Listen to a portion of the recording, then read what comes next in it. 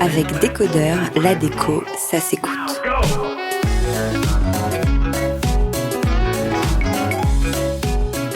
Ce matin, je suis avec la talentueuse Charlotte Juillard qui a collaboré avec Made.com pour imaginer différents produits, dont un canapé que nous allons vous dévoiler sous toutes les coutures. Bonjour Charlotte. Bonjour Hortense. Alors, comment s'est passée cette rencontre avec Made ? Alors, cette rencontre avec Made s'est faite il y a 2 ans, je dirais maintenant. Ils cherchaient une designer féminine pour parler de processus créatif dans leur showroom à Paris, lors d'une soirée de femmes, autour du thème de l'entrepreneuriat. Et donc, ils m'ont invitée un petit peu par hasard, de bouche à oreille, pour participer à cette soirée. Et en fait, la rencontre s'est un petit peu fait comme ça, puisque je suis venue parler de certains de mes projets au sein de leur showroom. Et du coup, à la suite de ça, ils m'ont dit « on a envie de collaborer avec des designers, ça serait bien qu'on reste en contact. » Et du coup, quelques mois après ça, j'ai été en contact avec la directrice de création qui se situe à Londres. Et on a échangé et elle m'a envoyé un brief auquel j'ai répondu. Et puis la collaboration s'est un petit peu initiée comme ça. Ouais. Alors aujourd'hui, on est là pour parler notamment du canapé Cassiani que tu as imaginé pour eux. Tu as eu carte blanche, comment ça s'est passé ? Quelle était l'inspiration de départ ? Alors, pas tout à fait carte blanche. En fait, Made.com, pour leur collection, ils construisent des mood boards, enfin des thèmes, qui travaillent certainement avec des cabinets de style. Et donc, ils briefent chaque designer qui travaille pour eux autour de ces thématiques. En l'occurrence, pour le canapé Cassiani, ils m'ont envoyé un brief assez détaillé, c'est-à-dire qu'ils recherchaient un canapé avec un certain style. Donc là, c'était un style un peu cocooning méditerranéen, avec des matériaux souples, agréables au toucher, comme du lin. Et donc, leur brief était quand même assez détaillé, c'est-à-dire qu'ils voulaient qu'on travaille un canapé qui soit déhoussable, avec donc du coup ce revêtement qui allait jusqu'au sol, des coussins qu'on pouvait déplacer, Donc c'était pas vraiment carte blanche, il faut plutôt faire un dessin à partir de tous ces petits inputs et tous ces éléments qu'on nous donne. Et après, comment tu as travaillé avec les équipes ? Du coup, toi, tu dessines et après, c'est fini ? Pas tout à fait non plus. En fait, je dessine. En général, il y a quand même beaucoup d'allers-retours avec les équipes créatives. Donc toujours qui sont basés à Londres. Et du coup, souvent, on a un interlocuteur en particulier qui va suivre le projet. Et du coup, alors moi, je dessine, je leur envoie une première proposition, soit une, ou alors là, en l'occurrence, souvent, moi, je fais 2-3 dessins, voire parfois même un peu plus si je suis inspirée. Et du coup, en général, ils en choisissent un, ils me font des retours. Et souvent, on a quand même 3-4 allers-retours avant de dire « Ok, super, on part là-dessus ». Et après, bien sûr, à la suite de ça, il y a tout ce qui est tout le développement. Donc, le développement, en tout cas pour ce type de produit, se fait plutôt en Asie. Mais ce qui est super, en fait, avec Made.com, c'est que je trouve qu'en tant que designer, on est quand même pas mal consulté sur le suivi, même si c'est à distance. Donc, il y a un peu cette difficulté qu'on puisse pas voir le produit, ce qui est quand même difficile pour un designer parce qu'on a envie de s'asseoir, de voir les proportions, de toucher. Là, forcément, tout se fait à distance par des photos, ce qu'ils appellent les prototype review. Et donc, où ils testent, ils envoient tout un document très détaillé avec tous les points à voir, à revoir. Et à chaque fois, le designer doit valider les points. Donc, je trouve qu'il y a quand même une collaboration assez main dans la main entre le designer et Made.com. Alors, comment tu définirais ce canapé ? Comment tu le décrirais, son style ? Du coup, je dirais que c'est vraiment un canapé... en fait, je disais un peu un canapé maison de vacances parce que je trouve que c'est vraiment le canapé un petit peu imposant, mais avec qui invite à s'asseoir, qui invite à venir se détendre. C'est un style, c'est vraiment ce qu'ils m'ont demandé, c'est un style méditerranéen, un peu, mais c'est tout à fait l'esprit maison de campagne. Enfin, je me redis un peu, mais très cosy, très enveloppant. Voilà, exactement. Ou alors qu'on imagine dans un hôtel, Je dirais que c'est vraiment un canapé qui est assez accessible aussi en termes de dessin. Je trouve qu'il peut rentrer dans pas mal de maisons, mais en tout cas, on retrouve cet esprit un peu lin blanc, vacances, relax. Facile facile à installer, voilà. C'est quoi pour toi les critères importants, justement, pour un canapé ? Pour moi, quand même, un des critères les plus importants, c'est quand même le confort. Ce qui n'est pas évident parce qu'on ne peut pas le tester, mais en tout cas, déjà, le confort visuel, je trouve que c'est important. C'est drôle parce que, ça, c'est une petite anecdote un peu personnelle. Mais on adore, c'est vrai que donc, moi, je suis designer, donc c'est vrai que je suis toujours attirée par les choses un peu dessinées, un peu pointues. Et c'est vrai que quand j'ai dû acheter un canapé pour chez moi, forcément, mon mari est entré dans la course et lui, il voulait quelque chose d'hyper confortable et sur le coup, pour moi, c'était pas assez dessiné. Et puis, voilà, comme il n'avait pas choisi grand-chose dans le mobilier, dans la maison, j'ai dit OK pour le canapé confortable et peut-être un peu moins design, entre guillemets. Et vu qu'on a passé un an pas mal sur le canapé, je regrette pas d'avoir fait ce choix. Mais du coup, je trouve que un canapé où finalement on se sent pas bien, je trouve que c'est à bannir. Il y a beaucoup de canapés qu'on voit qui sont très beaux et en fait qui sont pas tellement confortables, qui sont des canapés un peu de conversation, un peu raides. Ouais, c'est ça. Que peut-être des canapés plus de salle d'attente mais c'est vrai que je trouve que pour un appartement ou une maison, c'est important que visuellement on ait envie de s'y mettre, même si les lignes restent assez modernes, assez contemporaines. Mais qu'une fois qu'on se met dedans, on a presque envie d'y rester. T'as imaginé aussi d'autres produits pour eux ? Alors, pour cette collection, il y a ce canapé. En revanche, j'ai imaginé donc l'année dernière des fauteuils qui s'appellent Torico. Alors non, un lit qui s'appelle Torico et des fauteuils qui s'appellent Anaki, qui sont en rotin, déclinés aussi avec différents tissus en velours. On a décliné en petits fauteuils de place aussi, et un canapé clic-clac Torico aussi en canage dans la même collection.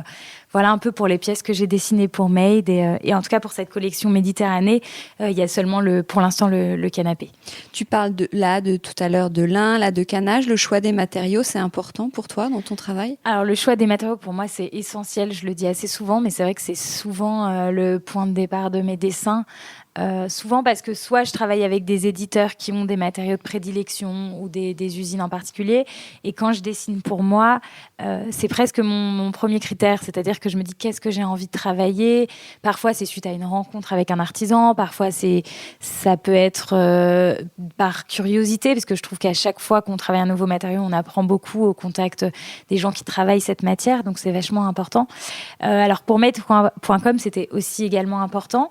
La seule chose, c'est que dans les deux cas, les matériaux ont un peu été imposés, mais ce qui n'est pas une contrainte. Enfin, c'est quelque chose qui est intéressant pour moi. En tout cas, ça me fait un premier cahier des charges, ce qui est, je trouve, important, parce que c'est vrai que quand on a trop carte blanche, parfois c'est difficile et il faut soi-même se les mettre. Mais dans ce cas-là, c'est vrai que ce soit pour Anaki ou pour Casiani, à chaque fois, on m'a imposé les matériaux, qui rentraient dans une thématique plus globale.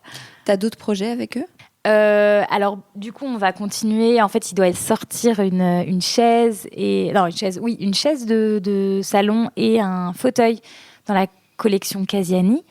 Et puis, oui, j'aimerais, Alors là, pour rien vous cacher, j'étais en congé maternité, donc j'ai pas tellement dessiné, mais c'est prévu qu'on continue la collaboration. En tout cas, je le souhaite, puisque c'est vraiment, j'ai vraiment pris à chaque fois plaisir à travailler pour Made.com. Et tu travailles d'ailleurs avec plein d'autres marques. Comment, en fait, à chaque fois, tu te plonges dans chaque projet ? Souvent, comme je disais juste avant, c'est souvent par l'entrée des matériaux. Et après, alors, à chaque marque, en fait, a son histoire. Chaque marque a une façon de travailler, tout l'historique. Et du coup, moi, ce que j'aime énormément, c'est pouvoir visiter, quand j'en ai l'opportunité, les usines, comprendre la genèse de la marque, comprendre comment ils fabriquent, pourquoi. Moi, c'est vrai que dans presque toutes les collaborations que j'ai pu faire, j'ai eu beaucoup de plaisir à rencontrer les gens qui travaillaient pour ces entreprises et à comprendre leur façon de faire. Et souvent, ça passe par l'entrée des matériaux, puisque chaque histoire, chaque maison d'édition a son histoire et a des choses à raconter, et demande aussi à des designers de continuer l'histoire de leur marque. Et j'aime beaucoup, en tout cas, je m'intéresse souvent beaucoup à la façon dont ils fabriquent. Alors, c'est sûr que pour des entreprises comme Made, qui sont peut-être des entreprises plus digitales et plus nouvelles, on visite pas d'usine, donc le contact est un peu différent. Mais en tout cas, je trouve qu'il y a quand même un vrai rapport à chaque fois entre la maison d'édition et le designer, et on arrive à avoir un vrai dialogue à chaque fois. Je crois aussi, tu as effleuré l'idée, tu voyages beaucoup. À quel point ça influence ton travail ? Je pense que les voyages sont vraiment une énorme source d'influence et d'inspiration pour les designers, en tout cas pour moi. Alors c'est vrai que j'ai eu la chance de beaucoup voyager, surtout étant jeune, et je pense qu'à chaque fois ça me nourrit. Alors ça arrive, je me dis pas toujours ah tiens c'est tel voyage qui m'a inspiré, mais souvent quand je regarde mes dessins a posteriori, je me dis ah tiens, on sent qu'il y a certaines lignes qui peuvent évoquer un pays en particulier. Je pense notamment à un miroir que j'ai pu dessiner pour la marque Ava, que j'ai monté il y a quelques années, qui est très inspiré de l'Amérique du Sud. Et c'est vrai que c'est un voyage que j'ai fait il y a quelques années, au travers des lignes, des choses comme ça. Et je trouve qu'en fait, les voyages, c'est toujours une ouverture d'esprit, ça apporte des rencontres, ça apporte des langues. Et je trouve que tout ça nourrit de façon inconsciente, en tout cas, la création.